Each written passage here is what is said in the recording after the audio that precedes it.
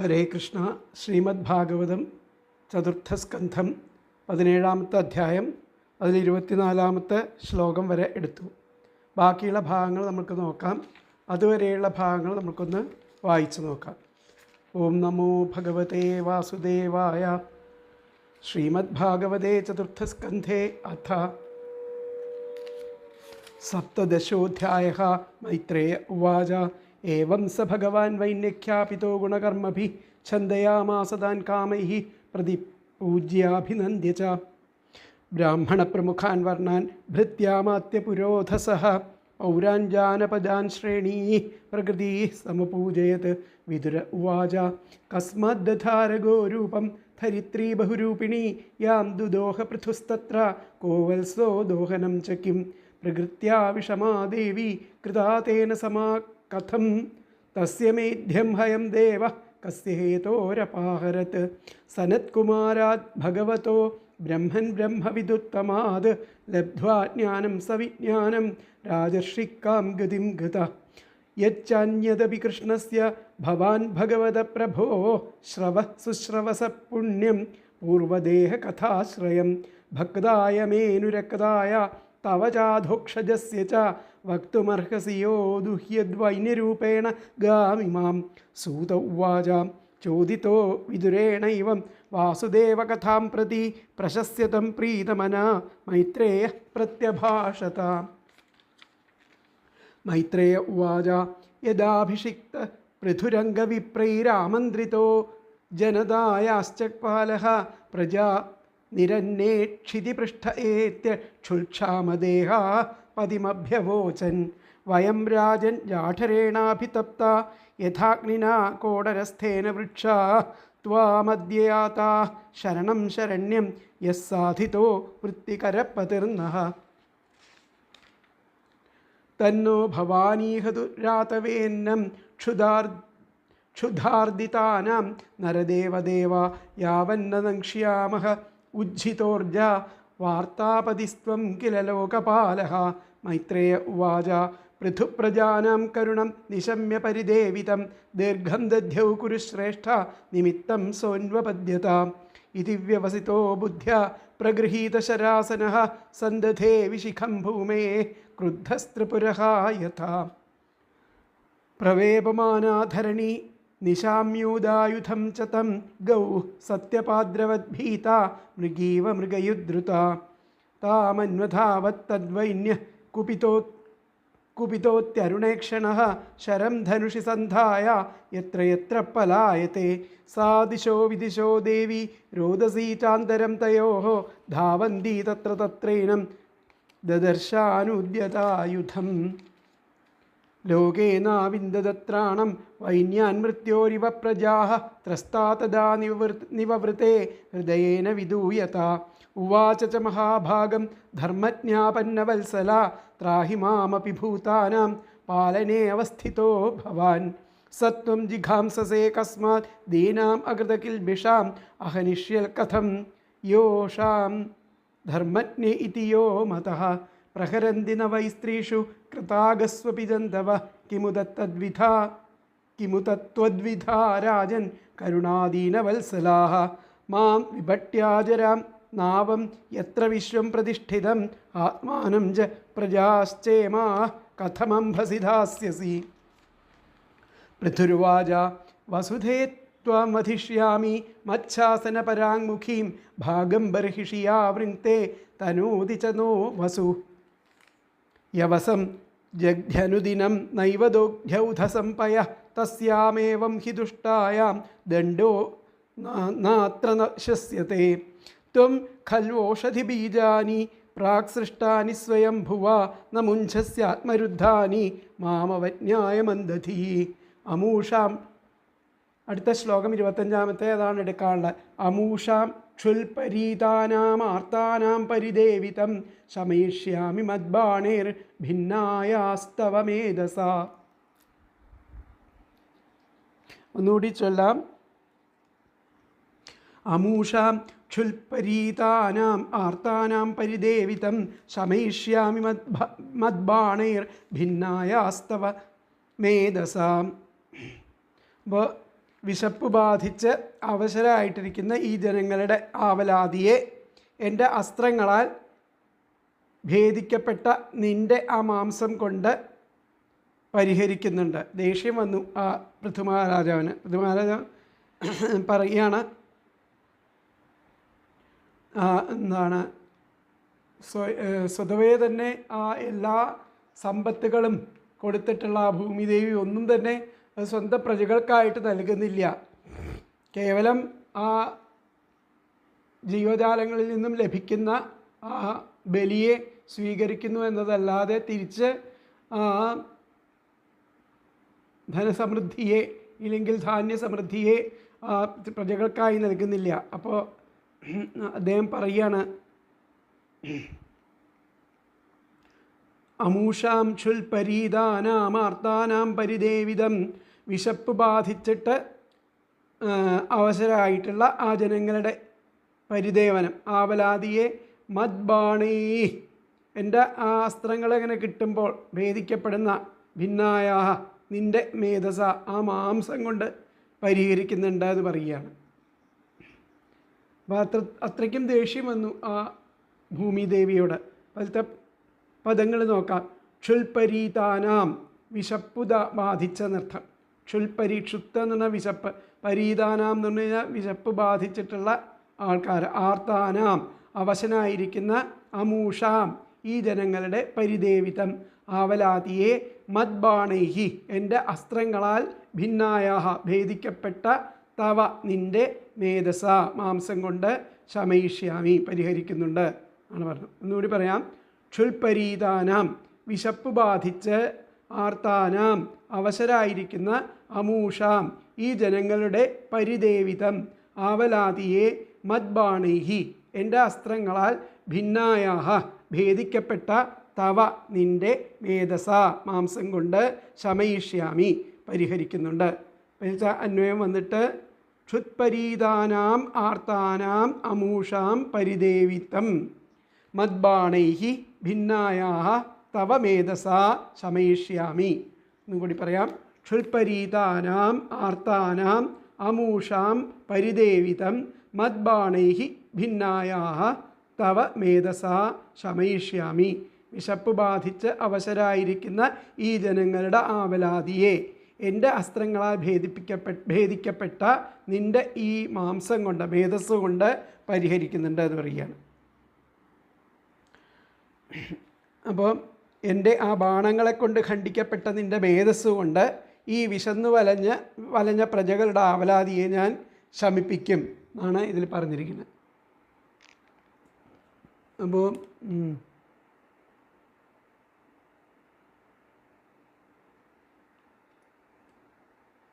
എൻ്റെ ബാണങ്ങളാൽ ഭേദിക്കപ്പെട്ട നിൻ്റെ ആ മാംസം കൊണ്ട് വിശന്ന് ദുഃഖിക്കുന്ന ഈ പ്രജകളുടെ വിലാപം ഞാൻ ശമിപ്പിക്കും ആണ് അവിടെ പറഞ്ഞിരിക്കുന്നത്.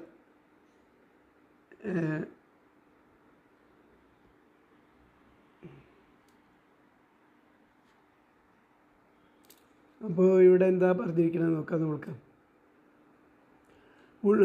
ഇപ്പോൾ പ്രജകളെ സംരക്ഷിപ്പാൻ അധികാരിയായിരിക്കുന്ന എന്നെ നിരാകരിച്ച് ജീവിതം പ്രവർത്തിക്കുന്ന നീ വിചാരശൂന്യമായിരിക്കുന്നതിനാൽ നിന്നെ ഹിംസിക്കാതിരിക്കുന്നത് എങ്ങനെയെന്നൊക്കെ ചോദിച്ചു.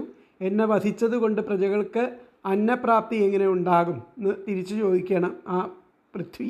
അവരുടെ സങ്കടം എങ്ങനെ തീരും എന്ന് നീ, അപ്പോൾ പൃഥ്വിമഹാരാജാവ് പറയുന്നത് തന്നെയാണ്, എന്നെ വധിച്ചത് കൊണ്ട് പ്രജകൾക്ക് അന്നപ്രാപ്തി എങ്ങനെ ഉണ്ടാകും, അവരുടെ സങ്കടം എങ്ങനെ തീരുമെന്ന് നീ ശങ്കിക്കണ്ട, അതിന് മാർഗം ഞാൻ കണ്ടിരിക്കുന്നു എന്ന് പറയുകയാണ്. വിശപ്പ് ബാധിച്ച് ദുഃഖിച്ചിരിക്കുന്ന ഈ പ്രജകളുടെ വിലാപത്തെ ഞാൻ എൻ്റെ ബാണങ്ങൾ കൊണ്ട് ഖണ്ഡിച്ച് നിൻ്റെ മേധസ് കൊണ്ട് ശമിപ്പിക്കാമെന്നാണ് എൻ്റെ വിചാരം.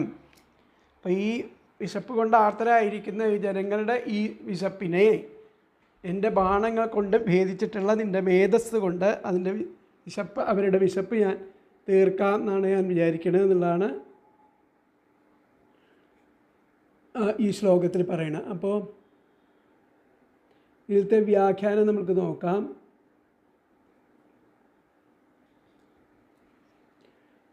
പ്രജാനാം ക്ഷുധം, പ്രജകളുടേതായിരിക്കുന്ന ആ വിശപ്പ്, മദ്ബാണൈർ ബാണീർ വിദ്ധായാസ്തവ മാംസേന, എൻ്റെ ആ ബാണങ്ങളെ കൊണ്ട് അങ്ങനെ ഭേദിച്ചിട്ടുള്ള അവിടുത്തെ ആ മാംസം കൊണ്ട് ശമയിഷ്യതി, മാംസം കൊണ്ട് അവരുടെ ആ വിശപ്പിനെ ഞാൻ ശമിപ്പിക്കുന്നു. പ്രജാനാം ക്ഷുധം, പ്രജകളുടെ ആ വിശപ്പ് മദ്ബാണീർ വിദ്ധായാസ്തവ, എൻ്റെ ബാണങ്ങളെ കൊണ്ട് അങ്ങനെ മുറിക്കപ്പെട്ട തവ അങ്ങയുടെ മാംസേന, ആ മാംസം കൊണ്ട് ശമയിഷ്യാമി എന്നുള്ളതാണ് ആ വ്യാഖ്യാനത്തിൽ പറയുന്നത്. പ്രജാനാം ക്ഷുധം മദ്ബാണീർ വിദ്ധായാസ്തവ മാംസേന ശമയിഷ്യതി എന്നുള്ളതാണ് അതിലത്തെ ആ വ്യാഖ്യാനം വരുന്നത്. അപ്പോൾ അടുത്ത ശ്ലോകം നമുക്ക് നോക്കാം. 26-ാമത്തെ ശ്ലോകം. പുമാൻ യോഷിദുദക്ലീബ ആത്മസംഭാവനോ അധമ ഭൂതേഷു നിരനുക്രോശോ നൃപാണാം തദ്വധോ വധ. പുമാൻ യോഷിദുതക്ലീബ ആത്മസംഭാവനോധമ ഭൂതേഷു നിരനുക്രോശോ നൃപാണാം തദ്വധോ വധ. അപ്പോൾ തന്നെക്കുറിച്ചിട്ട് ആ ദുരഭിമാനം കൊള്ളുക.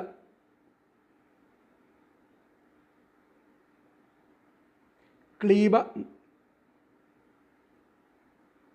ആത്മസംഭാവന, തന്നെക്കുറിച്ച് ദുരഭിമാനം കൊള്ളുന്നവനും അധമഹ ദുരഭിമാനം കൊള്ളുന്നവൻ, പ്രാണികളിൽ ദയവില്ലാത്തവനും ആയിരിക്കുന്ന ദയവില്ലാത്തവനുമായിരിക്കുന്ന നീചൻ, പുരുഷനോ സ്ത്രീയോ നപുംസകമോ എന്നൊന്നും ആകട്ടെ, അവനെ വധിക്കുന്നത് രാജാക്കന്മാരുടെ വിഷയത്തിൽ ഒരു ഹിംസയായിട്ട് അനുഭവപ്പെടുന്നില്ല. പുമാൻ പുരുഷൻ, യോഷിത് സ്ത്രീ, ക്ലീബ നപുംസകം, ഈ 3 തരത്തിൽപ്പെട്ട ആൾക്കാരായാലും ആത്മസംഭാവനോധമ, തന്നെക്കുറിച്ച് ദുരഭിമാനം കൊള്ളുന്നവനും അധമനും, ഭൂതേഷു നിരനുക്രോശ, ഭൂതങ്ങളിൽ ദയയില്ലാത്തവനും ആയിരിക്കുന്ന അവരെ നൃപാണാം തദ്വധോവധ, ആ രാജാക്കന്മാരുടെ വിഷയത്തിൽ അവർ തദ്വധോവധ, അവർ കൊല്ലുക എന്ന് പറയുന്നത് ഒരു ഹിംസയായിട്ട് കണക്കാക്കാൻ സാധിക്കില്ല എന്നുള്ളതാണ്. പുമാൻ യോഷിദുദക്ലീബ ആത്മസംഭാവനോധമ ഭൂതേഷു നിരനുക്രോശോ നൃപാണാം തദ്വധോ അവധ എന്നുള്ളതാണ്. അപ്പോൾ അതിലത്തെ പദങ്ങൾ നോക്കാം. ആത്മസംഭാവന, തന്നെക്കുറിച്ച് ദുരഭിമാനം കൊള്ളുന്നവനും ആത്മസംഭാവന, ഭൂതേഷു ആ പ്രാണികളിൽ നിരനുക്രോശ ഭയാവായ്പില്ലാത്തവനും ആയിരിക്കുന്ന അധമ നീചൻ, പുമാൻ പുരുഷനോ, യോഷിത് സ്ത്രീയോ, ഉദക്ലീബ നപുംസകമോ തന്നെ ആകട്ടെ, തദ്വധ അവനെ വധിക്കുന്നത് നൃപാണാം രാജാക്കന്മാരുടെ വിഷയത്തിൽ അവധ ഹിംസയല്ല. ഒന്നുകൂടി പറയാം. ആത്മസംഭാവന, തന്നെക്കുറിച്ച് ദുരഭിമാനം കൊള്ളുന്നവനും, ഭൂതേഷു പ്രാണികളിൽ നിരനുക്രോശ ദയാവായ്പില്ലാത്തവനും ആയ അധമ നീചൻ, പുമാൻ പുരുഷനോ, യോഷിത് സ്ത്രീയോ, ഉദക്ലീബ നപുംസകമോ തന്നെ ആകട്ടെ, തദ്വധ അവനെ വധിക്കുന്നത് നൃപാണാം രാജാക്കന്മാരുടെ വിഷയത്തിൽ അവധ ഹിംസയല്ല. അപ്പോൾ അതിലത്തെ അന്വയം വന്നിട്ട് ആത്മസംഭാവന ഭൂതേഷു നിരനുക്രോശ അധമ പുമാൻ യോഷിത് ഉദക്ലീബ തദ്വധ നൃപാണാം അവധ. എന്നുകൂടി പറയാം. ആത്മസംഭാവന ഭൂതേഷു നിരനുക്രോശ അധമ പുമാൻ യോഷിത് ഉദക്ലീബ തദ്വധ നൃപാണാം അവധ. തന്നെക്കുറിച്ച് ദുരഭിമാനം കൊള്ളുന്നവനും പ്രാണികളിൽ ദയാവായ്പില്ലാത്തവനുമായിരിക്കുന്ന നീചൻ, പുരുഷനോ സ്ത്രീയോ നപുംസകമോ ആയിക്കൊള്ളട്ടെ, അവനെ വധിക്കുന്നത് രാജാക്കന്മാരുടെ വിഷയത്തിൽ ഹിംസയല്ല എന്നുള്ളതാണ് ഇവിടെ പറയുന്നത്. അപ്പോൾ അതിനാൽ നിൻ്റെ അഭാവത്തിൽ നിസ്സഹായത നേരിടും എന്ന് ശങ്കിക്കേണ്ട എന്നുള്ള ഭാവത്തിൽ പറയാണ്. താൻ വലുതെന്ന് വിചാരിക്കുന്നവനും എന്നാൽ നീചനും ഭൂതദയയില്ലാത്തവനുമായ ആൾ പുരുഷനോ സ്ത്രീയോ നപുംസകമോ എന്തു തന്നെയായാലും ശരി, അയാളുടെ വധം രാജാക്കന്മാരെ സംബന്ധിച്ചിടത്തോളം ഹിംസയല്ല.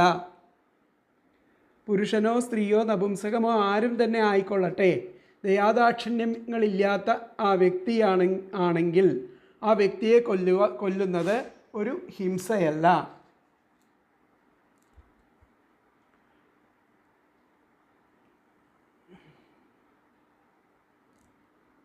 സ്ത്രീയായ നിന്നെ ധർമ്മജ്ഞനായ ഞാൻ വധിക്കുന്നതല്ലെന്ന് ശങ്കിക്കണ്ട. പുരുഷനോ സ്ത്രീയോ നപുംസകമോ ആയാലും വേണ്ടില്ല, താൻ വലിയവൻ, തന്നെ ശാസിപ്പാൻ ആരും ഇല്ലെന്നുള്ള വിചാരത്തോടു കൂടെ പ്രാണികളിൽ കരുണ കൂടാതെ അവരെ ദുഃഖിപ്പിക്കുവാൻ തുടങ്ങിയാൽ രാജാവ് അവരെ വധിക്കണം. ലോകഹിതത്തിന് ഉപകരിക്കുന്ന ആ വധം ദോഷാവഹം അല്ല അതാണ് പറയുന്നത്. അപ്പം അതിലത്തെ വ്യാഖ്യാനത്തിൽ പറയണത് എന്താണെന്ന് നോക്കാം.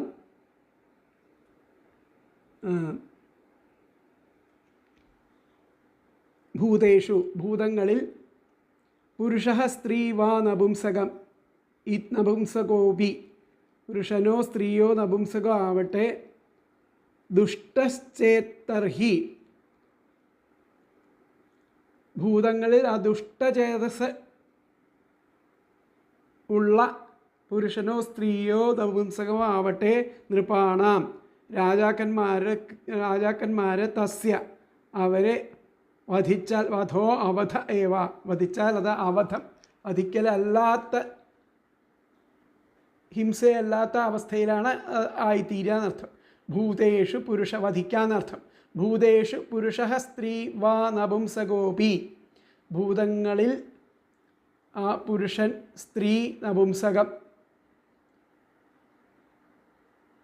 ദുഷ്ടശ്ചേത്തർഹി ആരോ ആവട്ടെ അവർക്ക് ആ ഭൂതങ്ങളിൽ ആ ദുഷ്ട ചേതസ് ഉണ്ടാവുക എന്നുണ്ടെങ്കിൽ നൃപാണാം തസ്യ വധോ അവധ ഏവ രാജാക്കന്മാർ അവരെ വധിക്കുന്നത് ഒരിക്കലും ഹിംസയായിട്ട് തീരില്ല എന്നുള്ളതാണ്. ഭൂതേഷു പുരുഷ സ്ത്രീ വാ നപുംസകോപി ദുഷ്ടശ്ചേത്തർഹി നൃപാണാം തസ്യ വധോവധ ഏവ എന്നുള്ളതാണ് വ്യാഖ്യാനം. അടുത്ത ശ്ലോകം നമുക്ക് നോക്കാം. 27. ത്വാം സ്തബ്ധാം ദുർമദാം നീത്വാ മായാഗാം തിലശശരൈഃ ആത്മയോഗബലേനേമ ധാരയിഷ്യാമ്യഹം പ്രജാഃ. ത്വാം സ്തബ്ധാം ദുർമദാം നീത്വാ മായാഗാം തിലശശരൈഃ ആത്മയോഗബലേനേമ ധാരയിഷ്യാമ്യഹം പ്രജാഃ. മായാഗാം എന്ന് പറഞ്ഞാൽ കപടമായിരിക്കുന്ന ഗോരൂപം ധരിച്ചിട്ട്, സ്തബ്ധാം അഹങ്കാരിയും മതിച്ചവളും ആയ ദുർമദാം ത്വാം മതിച്ചവളുമായ നിന്നെ ആത്മയോഗബലേന എൻ്റെ ആ യോഗബലം കൊണ്ട് ശരങ്ങളാൽ എള്ളുപോലെ നുറുക്കാക്കിയിട്ട് ഈ പ്രജകളെ ഞാൻ പുലർത്തുന്നുണ്ട്. അപ്പോൾ കഷ്ണം കഷ്ണമായിട്ട് നിന്നെ മുറിച്ച് കൊല്ലുന്നുണ്ട് എന്നുള്ളതാണ് പറയുന്നത്. ത്വാം സ്തബ്ധാം അവിടുന്ന് സ്തബ്ധയെപ്പോലെ അഹങ്കാരിയെപ്പോലെ കാണുന്നു. ദുർമദാം അതുപോലെ മതിച്ചവളായിട്ട് കാണുന്നു. നീത്വാ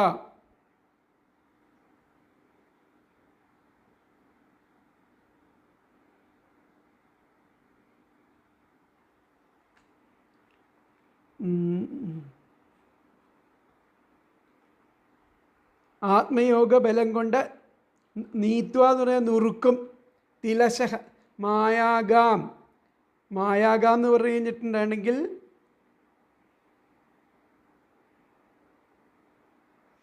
മതിച്ചവളും ആയിരിക്കുന്ന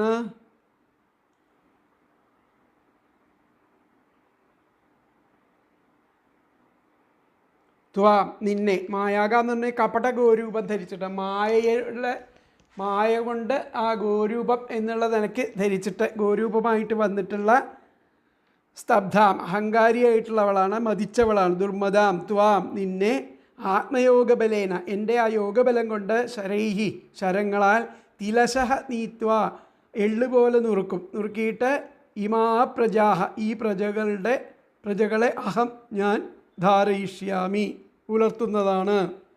അതിലത്തെ പദങ്ങൾ നോക്കാം. മായാഗാം കപടമായ ഗോരൂപം ധരിച്ച്, സ്തബ്ധാം അഹങ്കാരിയും, ദുർമദാം മതിച്ചവളുമായ, ത്വാം നിന്നെ, ആത്മയോഗബലേന എൻ്റെ യോഗബലം കൊണ്ട്, ശരൈഹി ശരങ്ങളാൽ, തിലശഹ നീത്വ എള്ളുപോലെ നുറുങ്ങാക്കിയിട്ട്, ഇമാഹ പ്രജാഹ ഈ പ്രജകളെ അഹം ഞാൻ ധാരയിഷ്യാമി പുലർത്തുന്നതാണ്. എന്നുകൂടി പറയാം. മായാഗാം കപടമായ ഗോരൂപം ധരിച്ച് സ്തബ്ധാം അഹങ്കാരിയും ദുർമദാം മതിച്ചവളുമായിരിക്കുന്ന ത്വാം നിന്നെ ആത്മയോഗബലേന എൻ്റെ യോഗബലം കൊണ്ട് ശരൈഹി ശരങ്ങളാൽ തിലശഃ നീത്വ എള്ളുപോലെ നുറുങ്ങാക്കിയിട്ട് ഇമാപ്രജാ ഈ പ്രജകളെ അഹം ഞാൻ ധാരയിഷ്യാമി പുലർത്തുന്നതാണ്. ഇപ്പോഴത്തെ അന്വയം വന്നിട്ട് മായാഗാം സ്തബ്ധാം ദുർമദാം ത്വാം ആത്മയോഗബലേന ശരൈഹി തിലശഃ നീത്വ ഇമാഹ പ്രജാഹ അഹം ധാരയിഷ്യാമി. എന്നുകൂടി പറയാം. മായാഗാം സ്തബ്ധാം ദുർമദാം ത്വാം ആത്മയോഗബലേന ശരൈഹി തിലശഃ നീത്വ ഇമാ പ്രജാ അഹം ധാരയിഷ്യാമി. കപടമായിരിക്കുന്ന ഗോരൂപം ധരിച്ച അഹങ്കാരിയും മതിച്ചവളുമായ നിന്നെ എൻ്റെ യോഗബലം കൊണ്ട് ശരങ്ങളാൽ എള്ളുപോലെ നുറുങ്ങാക്കിയിട്ട് ഈ പ്രജകളെ ഞാൻ പുലർത്തുന്നതാണ്.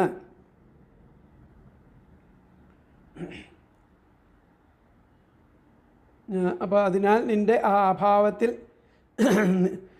നിസ്സഹായത നേരിടുമെന്ന് ശങ്കിക്കേണ്ട എന്നുള്ള ഭാവം. താൻ വലുതാണെന്ന് വിചാരിക്കുന്നവനും എന്നാൽ നീചനും ഭൂതതയില്ലാത്തവനുമായ ആൾ പുരുഷനോ സ്ത്രീയോ നപുംസകമോ എന്തു തന്നെയായാലും ശരി, അയാളുടെ വധം രാജാക്കന്മാരെ സംബന്ധിച്ചിടത്തോളം ഹിംസയല്ല എന്ന് പറഞ്ഞു. അത്തരക്കാർക്ക് രാജാക്കന്മാർ വധശിക്ഷ തന്നെ നൽകണം എന്നതാണ് രാജധർമ്മം എന്ന് സാരം. അപ്പോൾ മതിച്ചവളും അഹങ്കാരിയും കപടഗോരൂപം ധരിച്ചവളുമായ നിന്നെ അസ്ത്രങ്ങൾ കൊണ്ട് എള്ളിൻമണികൾ പോലെ നുറുക്കും. നിൻ്റെ അഭാവത്തിൽ പ്രജകൾക്ക് ആധാരം നഷ്ടപ്പെടും എന്ന അഹങ്കാരവാദവും വേണ്ട എന്നൊക്കെയാണ് പറയുന്നത്. അപ്പോൾ ഇവിടെ പറഞ്ഞിരിക്കുന്നത് രാജൻ ആ വൃക്ഷങ്ങളുടെ പോടുകളിൽ അല്ല ഇതല്ലല്ലോ പഴയത്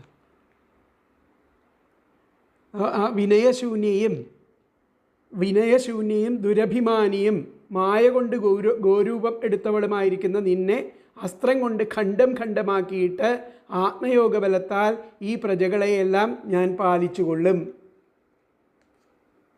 അപ്പോൾ അതിൽ വ്യാഖ്യാനത്തിൽ അല്ല ഇവിടെ പറഞ്ഞിരിക്കുന്നത് എന്താ നോക്കാം.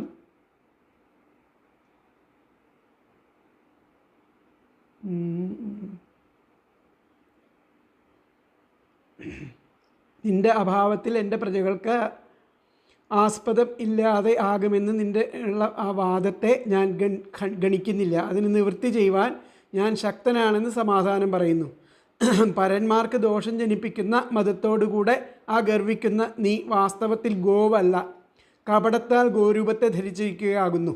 എൻ്റെ ശരങ്ങൾ കൊണ്ട് നിന്നെ എള്ളിൻമണികളെപ്പോലെ അത്ര സൂക്ഷ്മശകലങ്ങളായിട്ട് ഖണ്ഡിച്ചാൽ പിന്നെ ജലമയം ആയിരിക്കുന്ന ഈ ലോകത്തിൽ എൻ്റെ യോഗബലത്താൽ ഈ പ്രാണിവർഗങ്ങളെ ഞാൻ തന്നെ ധരിച്ചുകൊള്ളും. ഇപ്പോൾ ഇതിലെ ആ വ്യാഖ്യാനം ത്വാം തിലശോ ഹത്വ അവിടുത്തെ എള്ളിൻമണികൾ പോലെ നുറുക്കാക്കി കൊന്ന് ഹത്വ യോഗബലേന എൻ്റെ യോഗബലം കൊണ്ട് പ്രജാഹ ധാരേഷ പ്രജകളെ ഞാൻ ധരിക്കും. ത്വാം തിലശോ ഹത്വ യോഗബലേന പ്രജാഹ നിന്നെ തിലശം എള്ളിൻ നുറുങ്ങ് പോലെ ഹത്വ വധിച്ചിട്ട് യോഗബലേന എൻ്റെ യോഗബലം കൊണ്ട് പ്രജാഹ പ്രജകളെ ഞാൻ ധാരയിഷ്യാമി അവരെ ഞാൻ പുലർത്തും. ത്വാം ഹത്വ യോഗബലേന പ്രജാഹ ധാരയിഷ്യാമി.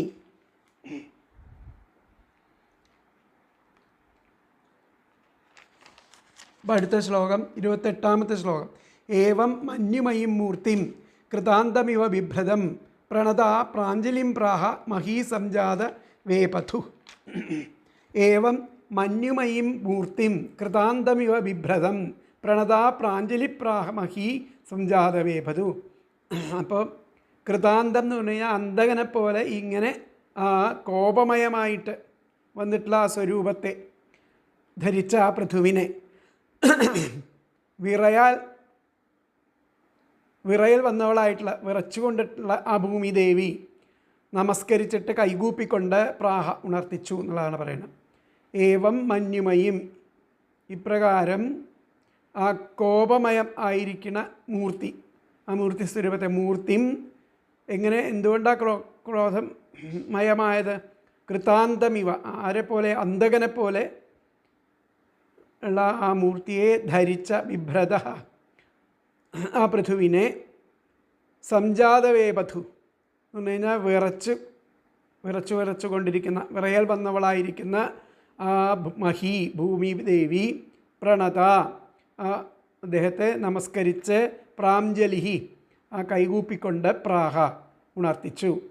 അപ്പോൾ ഇതിലത്തെ പദങ്ങൾ കൃതാന്തം ഇവ അന്തകനെ പോലെ, ഏവം ഇങ്ങനെ, മഞ്ഞുമയും കോപമയമായ മൂർത്തിം സ്വരൂപത്തെ ബിഭ്രതം ധരിച്ച ആ പൃഥുവിനെ, സംജാതവേപഥു വിറയൽ വന്നവളായിരിക്കുന്ന മഹി ആ ഭൂമിദേവി പ്രണത നമസ്കരിച്ച് പ്രാഞ്ജലി കൈകൂപ്പിക്കൊണ്ട് പ്രാഹ ഉണർത്തിച്ചു. എന്നുകൂടി പറയാം. കൃതാന്തം ഇവ അന്തകനെ പോലെ, ഏവം ഇങ്ങനെ, മഞ്ഞുമയും കോപമയമായ മൂർത്തിം സ്വരൂപത്തെ ബിഭ്രതം ധരിച്ച പൃഥുവിനെ, സംജാതവേപഥു വിറയൽ വന്നവളായ മഹി ആ ഭൂമിദേവി പ്രണത നമസ്കരിച്ച് പ്രാഞ്ജലി കൈകൂപ്പിക്കൊണ്ട് പ്രാഹ ഉണർത്തിച്ചു. അപ്പോൾ അത് തന്വയം കൃതാന്തം ഇവ ഏവം മഞ്ഞുമയും മൂർത്തിം വിഭ്രതം സംജാതവേപഥു മഹി പ്രണത പ്രാഞ്ജലി പ്രാഹ. എന്നുകൂടി പറയാം. കൃതാന്തം ഇവ ഏവം മഞ്ഞുമയും മൂർത്തിം ബിഭ്രതം സംജാതവേപഥു മഹി പ്രണത പ്രാഞ്ജലി പ്രാഹ. അന്തകനെ പോലെ ഇങ്ങനെ ആ കോപമയമായിരിക്കുന്ന സ്വരൂപത്തെ ധരിച്ച് ആ പൃഥുവിനെ വിറയൽ വന്നവളായിരിക്കുന്ന ഭൂമിദേവി നമസ്കരിച്ച് കൈകൂപ്പിക്കൊണ്ട് ഉണർത്തിച്ചു. ക്രോധമാകുന്ന രൂപത്തെ ധരിച്ച അന്തകനെപ്പോലെ സ്ഥിതി ചെയ്യുന്ന പൃഥുചക്രവർത്തിയെ കണ്ട് പേടിച്ചു വിറച്ച ഭൂമിദേവി കുമ്പിട്ട് കൈകൂപ്പിക്കൊണ്ട് പ്രകാരം പറഞ്ഞു എന്നൊക്കെയാണ് പറയുന്നത്. ഇതിനു മുമ്പ് പറഞ്ഞു, നിൻ്റെ അഭാവത്തിൽ പ്രജകൾക്ക് ആധാരം നഷ്ടപ്പെടുമെന്ന അഹങ്കാരവാദം വേണ്ട, നമ്മുടെ യോഗശക്തി കൊണ്ട് നാം അവരെ വഹിക്കും. സംജഗ്ധി, യവസം എന്ന് പറഞ്ഞു കഴിഞ്ഞിട്ടുണ്ടെങ്കിൽ പുല്ല് തിന്നുന്ന ജഗ്ദഗ്ധി, ആ വാക്യത്തിൽ നിന്ന് തനിക്ക് ആഹാരത്തിന് വേണ്ടി ഉൽപ്പാദിപ്പിക്കുന്ന ഉള്ള സൂചനയാണ്. തിലം, എള്ള, ഔഷധികളിൽപ്പെട്ടതാണ് തിലം. തിലശഹ എന്ന പ്രയോഗം കൊണ്ട് തനിക്ക് ഔഷധികളും ധാന്യങ്ങളും ഉൽപ്പാദിക്കാൻ പോലും പ്രാപ്തിയുണ്ടെന്ന് ധരിക്കുന്നു. ഈ വാക്യങ്ങളിൽ ഭൂമിദേവി വധ്യയായവരിൽ ഉൾപ്പെടും എന്ന് ആ പൃഥു സമർത്ഥിക്കുകയാണ്. അങ്ങനെയാണ് തൻ്റെ ധർമ്മലോപശങ്ക പരിഹരിക്കുന്നത്. എന്നിട്ടാണ് പറയുന്നത് ഏവം മഞ്ഞുമയും മൂർത്തി, ഇപ്രകാരം കോപിഷ്ഠനായിരിക്കുന്ന അന്തകനെപ്പോലെ വരുന്ന പൃഥുവിനെ കണ്ടിട്ട് ആ ഭൂമിദേവി കൈകൂപ്പി പ്രണമിച്ചിട്ട് വിറച്ചുകൊണ്ട് ഉണർത്തിച്ചു പറഞ്ഞു എന്ന് പറയുന്നത്. പ്രണത പ്രാഞ്ജലി ഇത്യാദി വാക്യങ്ങൾ കൊണ്ട് സിദ്ധിക്കുന്ന ആ അവസരത്തിൽ ഗോരൂപം ഉപേക്ഷിച്ച് ദേവീരൂപം സ്വീകരിച്ചു എന്നതാണ് വരുന്നത്. മഹീം എന്ന ശബ്ദം ഈ നിഗമനത്തെ പ്രബലപ്പെടുത്തുന്നു. ധരിത്രി ബഹുരൂപിണി, ആ ഭൂമി എന്നുള്ളത് വളരെ പല രൂപങ്ങൾ ധരിക്കാൻ പ്രാപ്തയാണ് എന്നുള്ളതാണ് അതിൻ്റെ മീനിങ്, ശരിയായിട്ടുള്ള അർത്ഥം വരുന്നത്. ഇങ്ങനെ കോപം മൂർത്തീഭവിച്ച അന്തകനെപ്പോലെ ഭയങ്കരനായിട്ട് സ്ഥിതി ചെയ്യുന്ന അദ്ദേഹത്തോട് ഭൂമി ഭയന്ന് നമസ്കരിച്ച് തൊഴുതുകൊണ്ട് പറഞ്ഞു. പ്രകാരം പറഞ്ഞും ക്രോധ പ്രചുരമായ ആ സ്വരൂപത്തെ ധരിച്ചും നിൽക്കുന്ന മഹാരാജാവിനെ കണ്ടിട്ട് ഭയാധിക്യത്താൽ സർവാംഗങ്ങളിലും വിറയലോടുകൂടിയ ആ ഭൂമിദേവി നമസ്കാരം ചെയ്ത് കൈകളെ ശിരസിൽ വെച്ചുകൊണ്ട് പറഞ്ഞു എന്നുള്ളതാണ് ഈ ശ്ലോകത്തിൻ്റെ അർത്ഥം വരുന്നത്. ഇനി ആ ഭൂമിദേവി പറയുന്നതാണ്. ധരോവാച, സ്തുതിക്കുകയാണ് അവിടെ ആ പൃഥ്വമഹാരാജ്. നമപരസ്മൈ പുരുഷായ മായയാ വിന്യസ്തദാനാതനവേ ഗുണാത്മനെ നമസ്വരൂപാനുഭവേന നിർധുത ദ്രവ്യക്രിയാകാരകവിഭ്രമോർമയേ. നമപരസ്മൈ പുരുഷായ മായയാ വിന്യസ്തനാനാതനവേ ഗുണാത്മനെ നമസ്വരൂപാനുഭവേന നിർധുത ദ്രവ്യക്രിയാകാരകവിഭ്രമോർമയേ. പരസ്മൈ പുരുഷായ, ആ പരമപുരുഷന് നമസ്കാരം എന്നർത്ഥം. നമ പരസ്മൈ പുരുഷൻ, പരമപുരുഷനായിരിക്കുന്ന അങ്ങക്ക് നമസ്കാരം. മായയാ, ആ യോഗമായയാൽ നാനാതനവേ, യോഗമായാൽ വിരചിതം, വിന്യസ്ത നാനാതനവേ, വിരചിതമായിരിക്കുന്ന നാനാ ശരീരങ്ങളോട് കൂടിയിരിക്കുന്നവൻ ആണ് ആ ഭഗവാൻ. ഗുണാത്മനെ, സഗുണനായിട്ട് പരിണമിച്ചു. പൃഥു മഹാരാജാവായിട്ട് അവിടെ അവതരിച്ചു എന്നർത്ഥം. സ്വരൂപാനുഭാവേന, നമസ്വരൂപാനുഭവേന, ആ സ്വരൂപാനുഭൂതിയിലൂടെ ആ ദ്രവ്യക്രിയാകാരക വിഭ്രമോർജ, ആ നശിപ്പിക്കപ്പെട്ട ദ്രവ്യം, ക്രിയാകാരകം, വിഭ്രമം, ഊർമികൾ ഇവയോട് കൂടിയവനായിരിക്കുന്ന അങ്ങയ്ക്ക് നമസ്കാരം. നശിക്കപ്പെട്ട ആ ദ്രവ്യം, ക്രിയാകാരകം, വിഭ്രമം, ഊർമികൾ എന്നൊക്കെയുള്ള ആ വസ്തുക്കളെ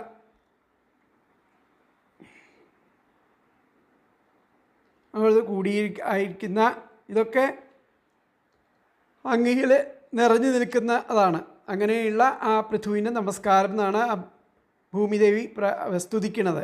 അപ്പോൾ ഇതിൻ്റെ പദങ്ങൾ നോക്കാം. പരസ്മൈ പുരുഷായ, പരമപുരുഷന് നമസ്കാരം.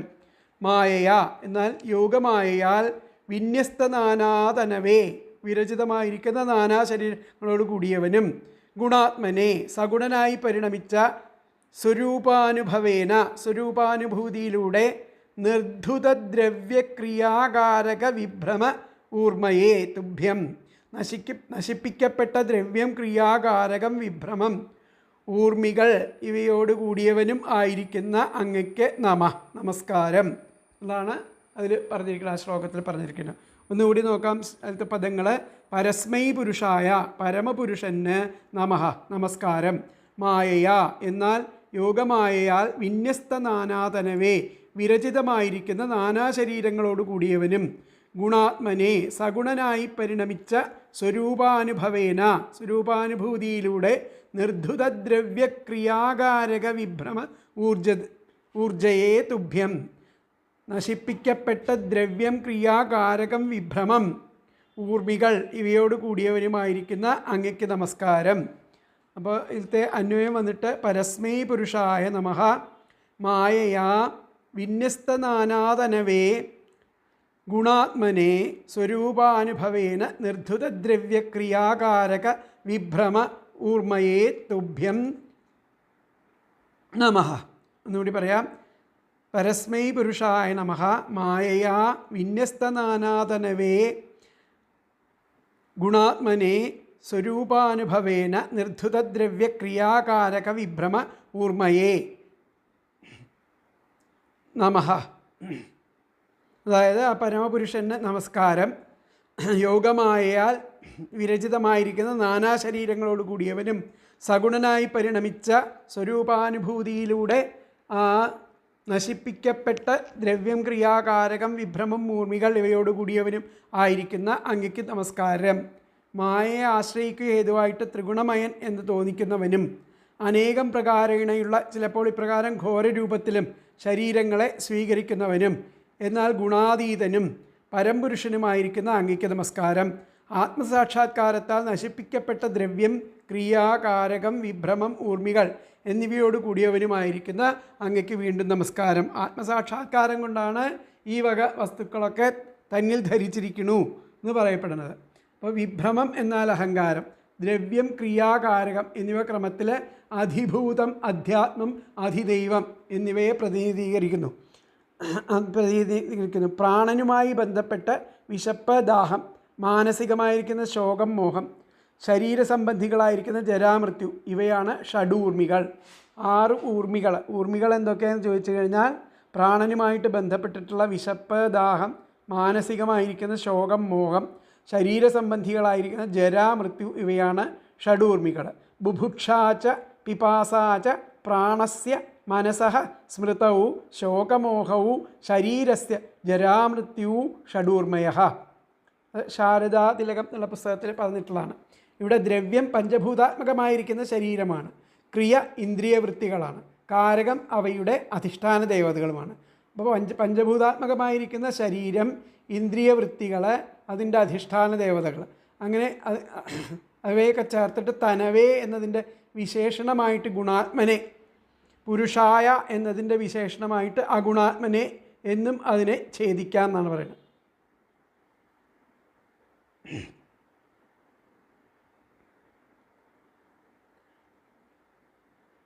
അപ്പോൾ ശ്രീധരാചാര്യർ പറഞ്ഞിരിക്കുന്നത് മഹാസാത്വികനായിരിക്കുന്ന പൃഥ്വിമഹാരാജാവ് കാരണം എന്നെ കോപാകുലനായതിൽ പരിഭ്രാന്തയായ ഭൂമിദേവി സ്തുതിച്ചു എന്നുള്ളതാണ് പറയുന്നത്.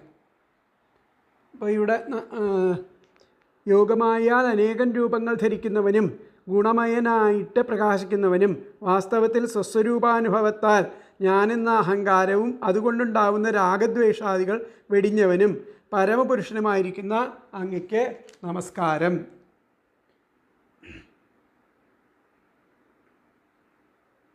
അപ്പോൾ നിൻ്റെ ആ അഭാവത്തിൽ എൻ്റെ പ്രജകൾക്ക് ആസ്പദം ഇല്ലാതെയാകുമെന്നുള്ള നിൻ്റെ ആക്ഷേപത്തെ ഞാൻ ഗണിക്കുന്നില്ല. അതിന് നിവൃത്തി ചെയ്യുവാൻ ഞാൻ ശക്തനാണെന്ന് സമാധാനം പറയുന്നു. പരന്മാർക്ക് ദോഷം ജനിപ്പിക്കുന്ന മതത്തോട് അത് പറഞ്ഞു. അപ്പോൾ ഇപ്രകാരം ആ നിന്തിരുവടി ആ പ്രാകൃത പുരുഷൻ അല്ലാത്തതിനാൽ ക്രോധം യുക്തമല്ലെന്ന് സൂചിപ്പിക്കുകയാണ് ചെയ്യുന്നത്.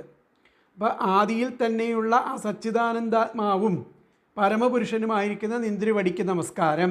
മായയെ സ്വാധീനത്തിലാക്കിയിട്ട് ഇതുപോലെയുള്ള എത്രയോ ശരീരങ്ങളെ അങ്ങന്ന് സ്വീകരിക്കുകയും ഉപേക്ഷിക്കുകയും ചെയ്തിരിക്കയാൽ ഗുണങ്ങളെ അതിക്രമിച്ചിരിക്കുന്ന പരബ്രഹ്മമാകുന്നു നിന്തിരുവടി.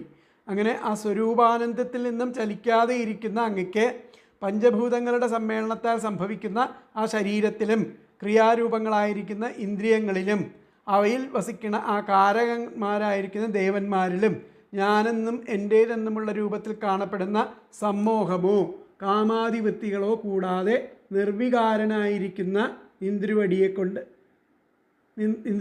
കൊണ്ട് നമസ്കാരം എന്നുള്ളതാണ് പറഞ്ഞിരിക്കുന്നത്. അപ്പോൾ ഇതിലെ ആ വ്യാഖ്യാനത്തിൽ പറഞ്ഞ ധരോവാച പരപുരുഷായ മായയാചരിത ഘോരാതിതനവേ, പരമപുരുഷനായിരിക്കുന്ന മായയാചരിത മായ കൊണ്ട് ഉണ്ടാക്കിയിരിക്കുന്ന ഘോരാദി ഈ ഘോരമായിരിക്കുന്ന രൂപത്തെ ശരീരത്തെ ധരിച്ച അങ്ങയ്ക്ക് നമസ്കാരം. ആ കോപാക്രാന്തനായിരിക്കുന്ന അങ്ങയ്ക്ക് മഹാരാജാവിന് നമസ്കാരം എന്നുള്ളതാണ് പറഞ്ഞിരിക്കുന്നത്. അപ്പോൾ ഇതിലത്തെ ധരോവാച ഭൂമി പറയുകയാണ് പരപുരുഷായ മായയാചരിത ഘോരാദി തനവേ തസ്മൈ നമഃ. ആ പരമപുരുഷനായിരിക്കുന്ന മായ കൊണ്ട് രചിതമായിരിക്കുന്ന ആ കോപമയമായിരിക്കുന്ന ഈ രൂപം ശരീരമെടുത്ത അങ്ങയ്ക്ക് നമസ്കാരം. അതിലത്തെ വ്യാഖ്യാനം പരപുരുഷായ മായയാചരിത ഘോരാദി തനവേ തസ്മൈ നമഃ എന്നുള്ളതാണ് വ്യാഖ്യാനത്തിൽ. അപ്പോൾ ഇതിൽ വാക്കുകളുടെ അർത്ഥം പരസ്മൈ പുരുഷായ ആ പരമപുരുഷന് നമസ്കാരം. മായയാ എന്നാൽ ആ യോഗമായയാൽ വിന്യസ്തനാനാതനവേ വിരചിതമായിരിക്കുന്ന നാനാശരീരങ്ങളോട് കൂടിയവനും ഗുണാത്മനെ സഗുണനായി പരിണമിച്ച് സ്വരൂപഭവേന സ്വരൂപാനുഭൂതിയിലൂടെ നിർധുതദ്രവ്യ ക്രിയാകാരക ആ നശിപ്പിക്കപ്പെട്ട ദ്രവ്യം ക്രിയാകാരകം വിഭ്രമം ഊർമികൾ ഇവയോട് കൂടിയവനായി അങ്ങയ്ക്ക് നമസ്കാരം. ഇതെല്ലാം പറഞ്ഞു. അപ്പോൾ അടുത്ത 30ാമത്തെ ശ്ലോകം നമുക്ക് നോക്കാം. യേനാഹമാത്മായതനം വിനിർമ്മിതം ധാത്രായതോയം ഗുണസർഗസംഗ്രഹ സ ഏവ മാം ഹന്തുമുദായുധസ്വരാടുപസ്ഥിതോന്യം ശരണം കമാശ്രയേ. യേനാഹമാത്മായതനം വിനിർമ്മിത ധാത്രായതോയം ഗുണസർഗസംഗ്രഹ സ ഏവ മാം ഹന്തുമുദായുധസ്വരാടുപസ്ഥിതോന്യം ശരണം കമാശ്രയേ. ഏതൊന്നിലോ ആ ഗുണസർഗസംഗ്രഹം അതായത് ആത്മകമായിരിക്കുന്ന നാനാസൃഷ്ടി സ്ഥിതി ചെയ്യണത് ഏതൊന്നിലാണോ ആ ത്രിഗുണാത്മകമായിരിക്കുന്ന ആ സൃഷ്ടിസ്ഥിതി സംഹാരങ്ങൾ നാനാസൃഷ്ടികളെ സ്ഥിതി ചെയ്യണത് ആ ഞാൻ ഏത് സൃഷ്ടികർത്താവിനാൽ ജീവാത്മാക്കളുടെ ആസ്ഥാനമായിട്ട് നിർമ്മിതമായോ അദ്ദേഹം തന്നെയായിരിക്കുന്ന ആ സർവതന്ത്ര സ്വതന്ത്രനായിരിക്കുന്ന അങ്ങ് എന്നെ ആയുധം പൊക്കി പിടിച്ച് വന്ന് എന്നെ ഹനിക്കുവാൻ വേണ്ടിയിട്ട് ആയുധം പൊക്കി പിടിച്ച് വന്ന് നിൽക്കുന്നവനായിരിക്കുന്നു. വേറെ ആരെയാണ് രക്ഷിതാവായിട്ട് ഞാൻ ആശ്രയിക്കുക? ഇനി വേറെ ആരെയാണ് ഞാൻ രക്ഷിതാവായിട്ട് ആശ്രയിക്കുക? ഏനാഹം ആത്മായതനം വിനിർമ്മിത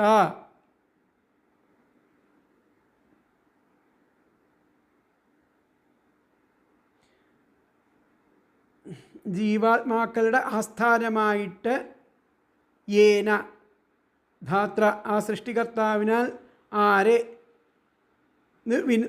വിനിർമ്മിത നിർമ്മിക്കപ്പെട്ടുവോ ധാത്രായതോയം ആ ബ്രഹ്മാവിനാൽ നിർമ്മിക്കപ്പെട്ട യതോയം ഗുണസർഗസംഗ്രഹ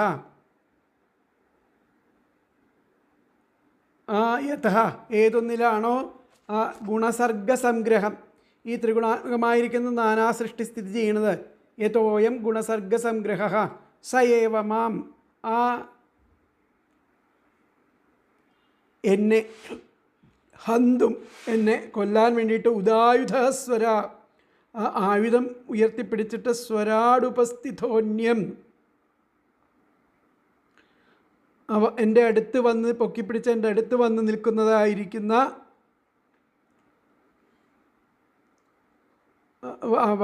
അന്യം ഞാൻ ആരെയാണ് അന്യം ശരണം കമാശ്രയ ഞാൻ ആരെയാണ് കമാശ്രയെ ഇനി വേറെ ഇതിൽ നിന്നും രക്ഷപ്പെടാൻ ശരണം പ്രാപിക്കേണ്ടത് എന്ന് ചോദിക്കുകയാണ് യേനാഹം ആത്മായതനം വിനിർമ്മിത ധാത്രായതോയം ഗുണസർഗസംഗ്രഹ സ ഏവ മാം ഹന്തുമുദായുധസ്വരാടുപസ്ഥിതോന്യം ശരണം കമാശ്രയേ യതഃ ഏതൊന്നിലോ അയം ഗുണസർഗസംഗ്രഹ ഈ ത്രിഗുണാത്മകമായിരിക്കുന്ന നാനാസൃഷ്ടി സ്ഥിതി ചെയ്യുന്നത് സാ അഹം ആ ഞാൻ ഏന ഏത് ധാത്ര സൃഷ്ടികർത്താവിനാൽ ആത്മായതനം ജീവാത്മാക്കളുടെ ആസ്ഥാനമായിട്ട് നിർമ്മിതയായോ സയേവ അദ്ദേഹം തന്നെ ആയ സ്വരാൻ സർവതന്ത്ര സ്വതന്ത്രനായ അങ്ങ് മാം ഹന്തും എന്നെ ഹനിക്കുവാൻ ഉദായുധ ആയുധം പൊക്കിപ്പിടിച്ച് ഉപസ്ഥിത വന്നു നിൽക്കുന്നവനായിരിക്കുന്നു അന്യം കം വേറെ ആരെയാണ് അന്യം കം വേറെ ആരെയാണ് ശരണം രക്ഷിതാവായിട്ട് ആശ്രയേ ഞാൻ ആശ്രയിക്കുക യതഃ ഏതൊന്നിലോ അയം ഗുണസർഗസംഗ്രഹ ഈ ത്രിഗുണാത്മകമായിരിക്കുന്ന നാനാസൃഷ്ടി സ്ഥിതി ചെയ്യുന്നത് സാ അഹം ആ ഞാൻ യേന ഏത് ധാത്ര സൃഷ്ടികർത്താവിനാൽ ആത്മായതനം ജീവാത്മാക്കളുടെ ആസ്ഥാനമായിട്ട് നിർമ്മിതയായോ സ ഏവ ആ അദ്ദേഹം തന്നെ ആയ സ്വരാട് സർവതന്ത്ര സ്വതന്ത്രനായിരിക്കുന്ന അങ്ങ് മാം ഹന്തും എന്നെ ഹനിക്കുവാൻ ഉദായുധ ആയുധം പൊക്കിപ്പിടിച്ച്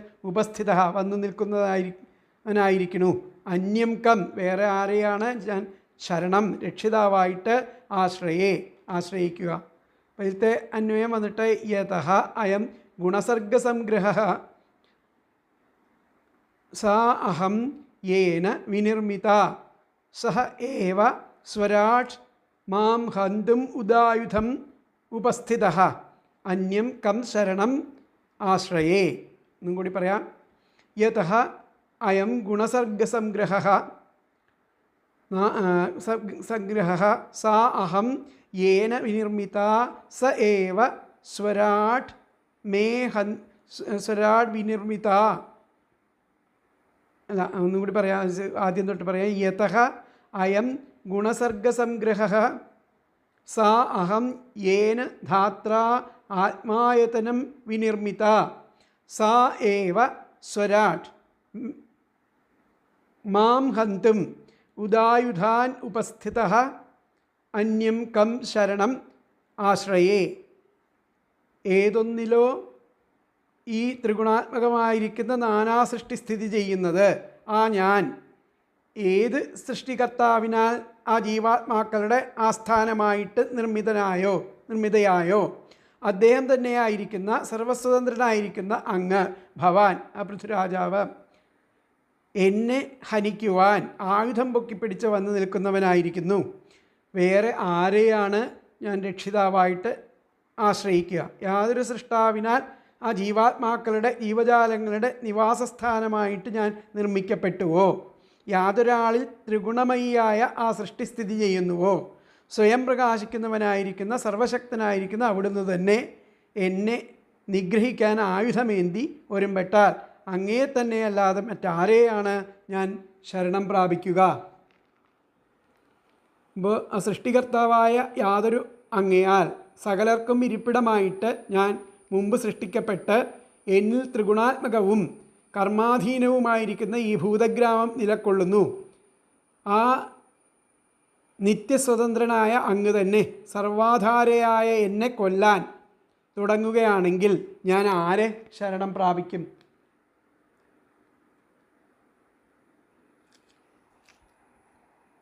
അപ്പോൾ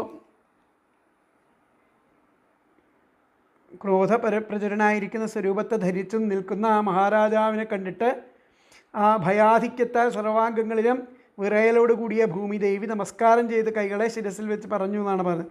നിന്തിരുവടി പ്രാകൃത പുരുഷനല്ലാത്തതിനാൽ ക്രോധം യുക്തമല്ലെന്ന് സൂചിപ്പിക്കുന്നു. ആദിയിൽ തന്നെയുള്ള ആ സച്ചിദാനന്ദാത്മാവും പരമപുരുഷനും ആയിരുന്ന നിന്തിരുവടിക്ക് നമസ്കാരം. മായയെ സ്വാധീനത്തിലാക്കിയിട്ട് ഇതുപോലെയുള്ള എത്രയോ ശരീരങ്ങളെ അങ്ങ് സ്വീകരിക്കുകയും ഉപേക്ഷിക്കുകയും ചെയ്തിരിക്കുകയാൽ ഗുണങ്ങളെ അതിക്രമിച്ചിരിക്കുന്ന പരബ്രഹ്മമാകുന്നു നിന്തിരുവടി. ആ സ്വരൂപാനന്ദത്തിൽ നിന്നും ചലിക്കാതെ ഇരിക്കുന്ന അങ്ങയ്ക്ക് പഞ്ചഭൂതങ്ങളുടെ സമ്മേളനത്താൽ സംഭവിക്കുന്ന ശരീരത്തിലും ക്രിയാരൂപങ്ങളായിരിക്കുന്ന ഇന്ദ്രിയങ്ങളിലും അവയിൽ വസിക്കുന്ന കാരകന്മാരായിരിക്കുന്ന ദേവന്മാരിലും ഞാനെന്നും എൻ്റേതെന്നും ആ രൂപത്തിൽ കാണപ്പെടുന്ന സമ്മോഹമോ കാമാദി വൃത്തികളോ കൂടാതെ നിർവികാരൻ ആയിരിക്കുന്ന നിന്തിരുവടിക്കായിക്കൊണ്ട് നമസ്കാരം. എന്നിട്ട് നിന്തിരുവടി കോപിച്ചാൽ അന്യരക്ഷയില്ലെന്ന് സൂചിപ്പിക്കുകയാണ് ചെയ്യുന്നത്. സകല ചരാചരങ്ങൾക്കും നിവാസസ്ഥാനമായിട്ട് എന്നെ ആർ സൃഷ്ടിച്ചുവോ, ആരുടെ അനുഗ്രഹത്താൽ ത്രിഗുണാത്മകമായിരിക്കുന്ന ഈ സൃഷ്ടിവർഗം എന്നിൽ സ്ഥിതി ചെയ്യുന്നുവോ, ആ നിന്തിരുവടി തന്നെ ആയുധമുയർത്തിക്കൊണ്ട് എന്നെ സംഹരിപ്പാൻ അരികത്ത് വരുന്നതായാൽ പിന്നെ ആരെയാണ് ഞാൻ ശരണം പ്രാപിക്കേണ്ടത്? അന്യാപേക്ഷ കൂടാതെ സ്വതന്ത്രനായിരിക്കുന്ന ഒരുവൻ നിന്തിരുവടി മാത്രമല്ലാതെ മറ്റാരും ഇല്ലല്ലോ. അതിനാൽ എന്നിൽ കോപിക്കുന്നത് യുക്തമല്ല എന്ന് ആണ് ഇവിടെ സാരം ഭൂമിദേവി പറയുന്നത്. ബിഭ്രത് പൃഥും കമ്പമാനാ മഹീപ്രാഹ. ബിഭ്രതം പൃഥും, ആ ഗോരൂപം ധരിച്ചിരിക്കുന്ന ആ ഭൂമിദേവി വിറച്ചുകൊണ്ട് പൃഥും കമ്പമാന ഭൂമി പറഞ്ഞു. ധരോവാച പരപുരുഷായ മായയാചരിത ഘോരാദി തനവേ തസ്മൈ നമഃ. ഏന വിധാത്രാ ജീവാനാം സ്ഥാനമഹം നിർമ്മിത. ഏത് വിധാവിനാൽ ആ ജീവന്മാരുടെ സ്ഥാനത്തെ എന്നിൽ നിർമ്മിച്ചുവോ. ഏന വിധാത്രാ ജീവാനാം സ്ഥാനമഹം നിർമ്മിത സ ഏവ മാം ഹന്തും ഉപസ്ഥിത. ആ പരമപുരുഷൻ എന്നെ കൊല്ലാനായിട്ട് എൻ്റെ അരികത്ത് വന്നിരിക്കണു. അതോന്യം കം ശരണം പ്രജാമി. ഇനി ആരെയാണ് ഞാൻ ശരണം പ്രാപിക്കുക? ഏന വിധാത്ര, വിധാതാവിനാൽ ജീവാനാം, ഈ ജീവന്മാരുടെ സ്ഥാനം എന്നിൽ നിർമ്മിച്ചുവോ, നിർമ്മിത. സ ഏവ മാം, ആ അദ്ദേഹം തന്നെ എന്നെ ഹന്തും ഉപസ്ഥിത, കൊല്ലാനായിട്ട് അടുത്ത് വന്നിരിക്കുന്നു. അതോന്യം, അപ്പോൾ ഞാൻ വേറെ ആരെയാണ് ശരണം പ്രജാമി, ശരണം പ്രാപിക്കുക?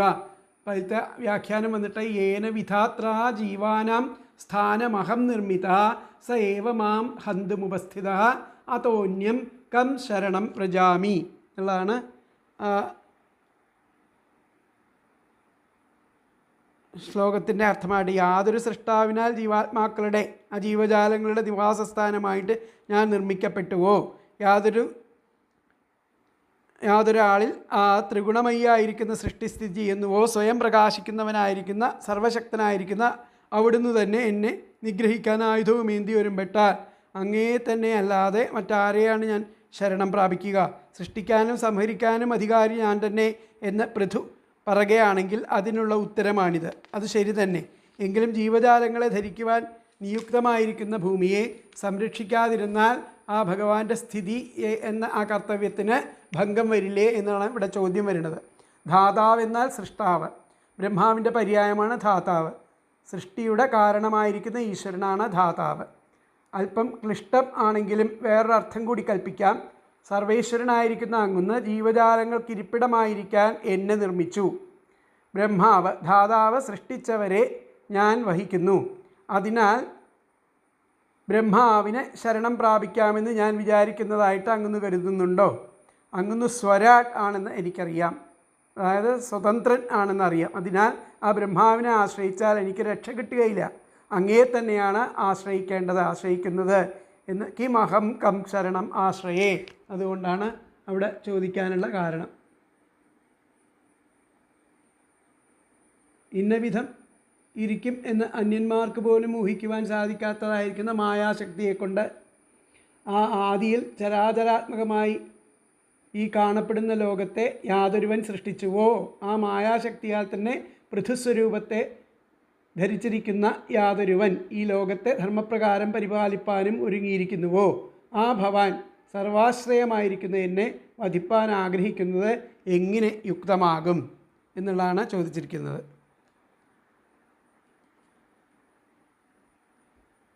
അപ്പോൾ അടുത്ത ശ്ലോകം 31-ാമത്തെ ശ്ലോകം.